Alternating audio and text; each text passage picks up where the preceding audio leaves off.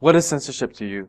To many people, it might mean nothing, because to us, we live in a completely open society with direct access to all types of information. However, when looking at the internet, that is certainly not the case. What we see when we search up certain terms on a universal search engine like Google is completely different from what we see when we search up the same terms on China's leading search engine, Baidu. So I guess the real question is, are we really being censored in one way or another? Or is the issue on censorship just being overblown?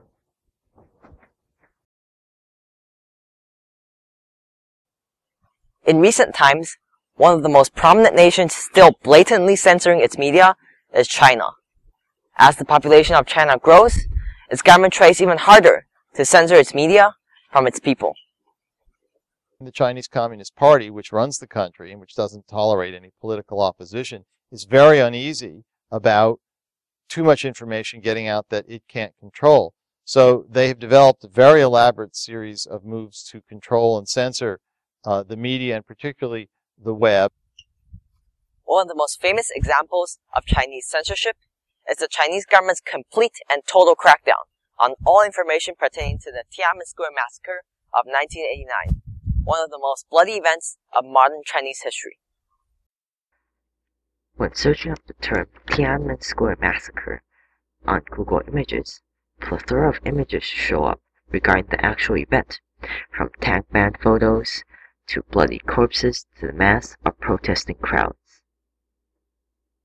However, when searching up the same term using Baidu, China's leading search engine, a completely different results show up.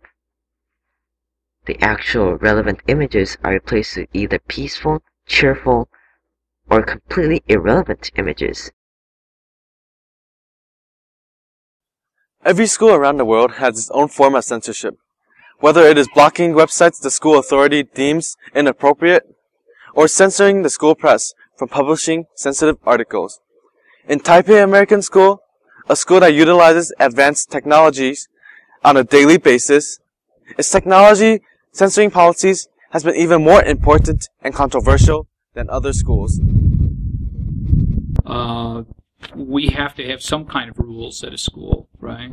So we have to have legally even some kind of a policy that you guys can follow. If it was just open tech, it might be mayhem, right? Maybe nothing would work, then nothing would get accomplished. So you have to have some kind of tech policy here. Obviously, Taipei American School believes that censorship in many cases is necessary in order to maintain order for educational purposes. This in many cases is indeed true. Students cannot maintain their focus for extended periods of time. However, the question is, to what extent should censorship be used so that it is beneficial towards us, without stripping us of the right to be informed?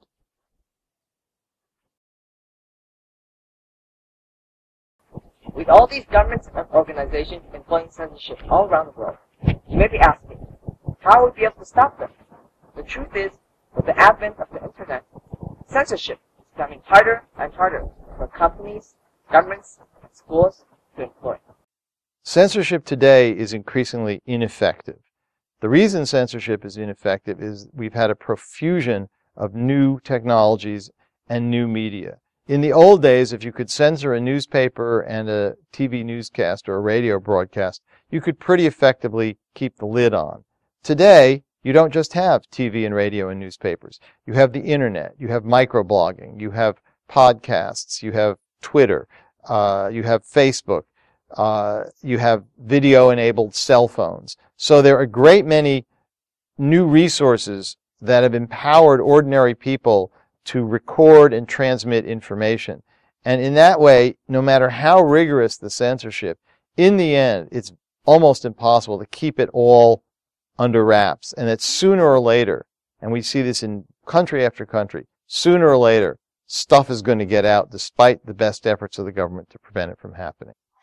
In order to undermine the unjust censorship going on around the world, we only need to open up our laptops and smartphones and participate in the global phenomenon known as the Internet. Censorship will continue to exist as governments and organizations employ newer methods of blocking information. However, those people would find it harder and harder to do so in this new world of openness and instant communication.